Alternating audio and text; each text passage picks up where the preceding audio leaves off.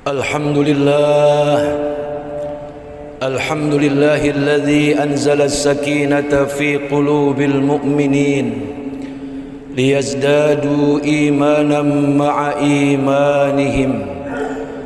Ashhadu an la ilaha illallah wahdahu la syarika lah, al-malikul haqqul mubin.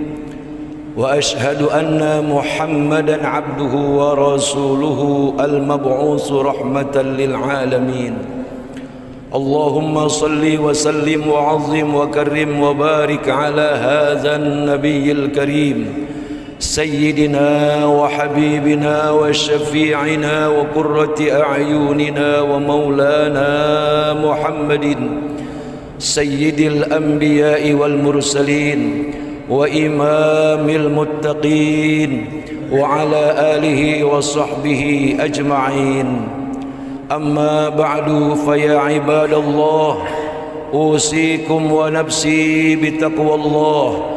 Ittaqullaha haqqa tuqatih wa la tamutunna illa wa antum muslimun.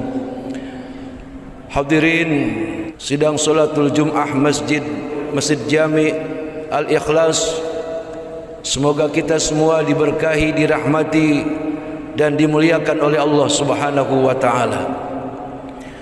Saya, saudara-saudara dan kita semua adalah bukan orang baik, tapi orang-orang yang berusaha untuk menjadi baik.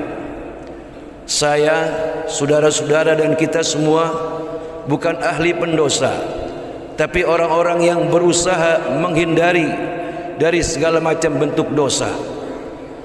Oleh karena itulah kita dalam sehari semalam melakukan ruku dan sujud, melakukan zikir, membaca istighfar, mengerjakan segala yang Allah perintah, menjauhkan segala yang Allah larang, dalam rangka berusaha dan terus berusaha untuk menjadi baik, dalam rangka terus berusaha dan berusaha untuk dapat menghindari daripada segala dosa.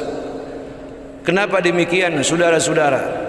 Hanya para nabi, para rasul yang mereka semuanya dimaksum oleh Allah, dijamin oleh Allah daripada salah dan dosa, terproteksi daripada gangguan iblis alaihi la'natullah. Adapun kita manusia biasa, bahkan seorang wali sekalipun tidak akan sanggup menghalau dan mencegah dirinya daripada gangguan iblis, setan yang dilaknat Allah Subhanahu wa taala. Oleh karenanya agama selalu mengingatkan kepada kita, siapapun kita orangnya, kita ahli salat, kita ahli zikir, kita ahli sedekah, kita ahli ilmu, kita dibilang oleh orang, dipandang oleh orang dengan sebutan ustadz, kiai atau seorang ulama. Awas saudara-saudara, jangan merasa kita jumawa, jangan merasa kunci surga sudah ada di tangan kita. Hal ini sebagai penyebab jika itu ada dalam diri kita sifat kesombongan, riya, ujub, itu semua merupakan bagian daripada perangkap-perangkap iblis alaihi la'natullah. Kurang bagaimana hebatnya para kekasih-kekasih Allah, 70 wali di zaman Syekh Abdul Qadir Al-Jailani yang digelincirkan oleh bujuk rayu iblis alaihi la'natullah. Dan kita semua tahu bagaimana hebatnya ibadahnya Syekh Barsisah, yang dengan mudahnya, dengan segala bujuk rayu iblis alaihi la'natullah, terjerembab dalam tipu dayanya, dan akhir kehidupannya adalah su'ul khatimah, mati dalam keadaan kafir. Saudara hadirin ma'asyiral muslimin wa jumratal mu'minin, Allah mengingatkan kepada kita di mana Allah Subhanahu wa taala sayang dan cinta kepada kita sebagai hamba-hambanya, yang walaupun Allah menciptakan neraka, tapi juga Allah menciptakan surga. Adapun kita orang-orang mukmin adalah dipersiapkan tempat tinggal abadi, akhir kehidupan kita adalah surga dengan segala keindahannya, di mana Allah nyatakan laqad khalaqnal insana fi ahsani taqwim. bahwasanya Allah Subhanahu wa taala mengingatkan kepada kita, sungguh telah kami ciptakan manusia dalam bentuk kejadian yang sebaik-baiknya. Hal inilah saudara-saudara yang harus senantiasa kita jaga, bahwa siapapun kita, dari kasta apapun kita, dan walaupun kita orang yang miskin dikatakan orang, ingat kalau kita masih ruku dan sujud, kita ini asal muasal kita adalah penduduk surga, berasal daripada nenek moyang kita, kakek moyang kita, Nabiullah Adam dan Ibu Hawa. Kemudian Allah Subhanahu wa taala mengutus sekian banyak para rasul, para nabi, sampai kepada para sahabat, sampai kepada para ulama, para tabi'in, sampai kepada para ulama-ulama, guru-guru ngaji, orang-orang alim yang ada di kampung-kampung kita. Semuanya itu Allah kerahkan untuk senantiasa mengingatkan kita sebagai hambanya, agar jangan sampai kita mengikuti daripada bujuk raja iblis alaihi la'natullah. Alam ahad ilaikum ya bani Adam alla ta'budu syaitan innahu lakum aduwwum mubin wa an i'buduni hadza siratum mustaqim. Bukankah telah aku ingatkan, telah aku larang kepada kalian sejak zaman ajali dulu, bahwa senantiasa kalian waspada, jangan pernah kalian menjadi pengabdi setan, pengikut setia iblis alaihi la'natullah. Dan sesungguhnya iblis, setan itu adalah musuh kalian yang nyata. Wa ani abuduni hadza siratum mustaqim. Menjadilah kalian pengabdiku, kata Allah.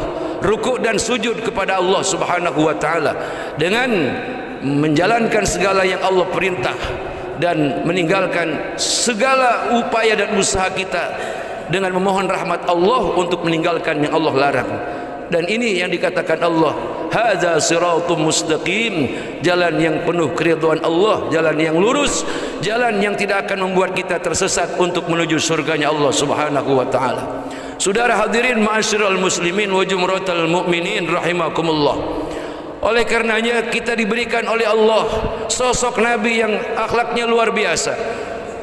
Kalau hanya manusia dan bangsa malaikat yang memujinya itu belum seberapa, tapi Allah Subhanahu wa taala yang memuji beliau.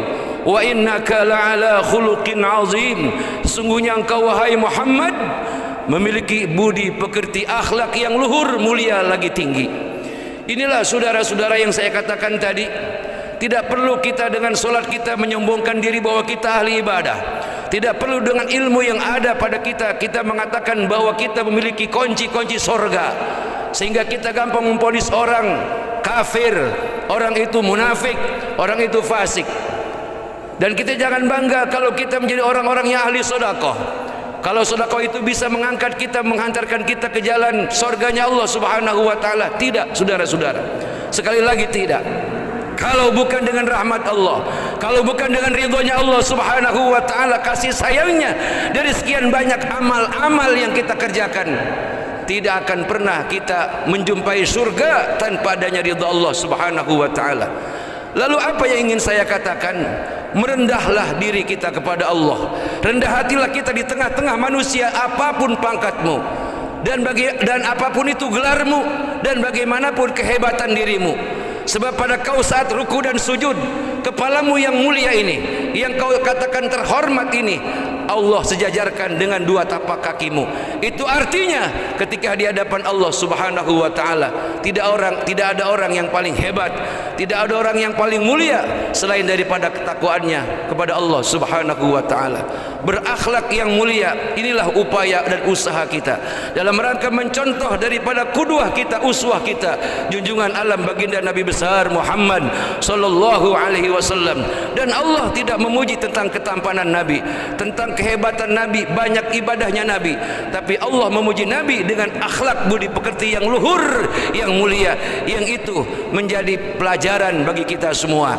Jadi saudara-saudara, siapapun orangnya, apakah dia seorang alim, mubalik, penceramah, kiai, habaib sekalipun, kalau hanya kerjanya mencaci maki, memprovokasi umat untuk jalan perpecahan agama, lagi-lagi orang-orang semacam itu telah terprovokasi, telah terperangkap kepada sikap jumawa, kesombongan, dan dia menjadi pengabdi daripada syaitan alaihi la'natullah. Hadirin ma'asyiral muslimin wa jumratal mu'minin, dengan mengikuti daripada arahan, aturan yang telah Allah tetapkan sejak zaman ajali sampai akhir daripada kehidupan ini, dan menjadikan qudwah satu-satunya sebagai panutan kita Rasulullah sallallahu alaihi wasallam. Insyaallah daripada Allah yang Allah katakan laqad khalaqnal insana fi ahsani taqwim, kesempurnaan itu akan kita dapat sampai akhir hayat kita, sampai kebangkitan kita menuju mahsyar, dan sampai Allah selamatkan kita menuju surganya.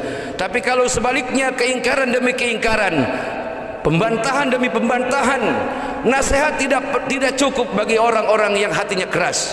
Dia merasa jumawa, merasa dirinya hebat, tak perlu lagi orang lain menasihati dirinya. Orang itu akan Allah jadikan summa radadnahu asfala safilin. Yang tadinya dia agung, yang tadinya dia mulia, dia hebat, lantaran membantah, kemudian menentang daripada segala ajaran-ajaran Allah, nasihat orang-orang soleh yang ditujukan kepadanya. Lalu dia menjadi sombong, lupa diri, sehingga Allah jadikan dia, lemparkan dia ke dalam tempat yang sehina-hinanya. Na'udzubillah summa na'udzubillahi min dzalik. Barakallahu li wa lakum fil Qur'anil azim wa nafa'ani wa iyyakum bima fihi minal ayati wa zikril hakim wa taqabbala minni wa minkum tilawatahu innahu huwas samiul alim. Aqulu qawli hadza astaghfirullahal azim li wa lakum wa lisairil muslimina wal muslimat wal mu'minina wal mu'minat fastaghfiruhu innahu huwal ghafurur rahim.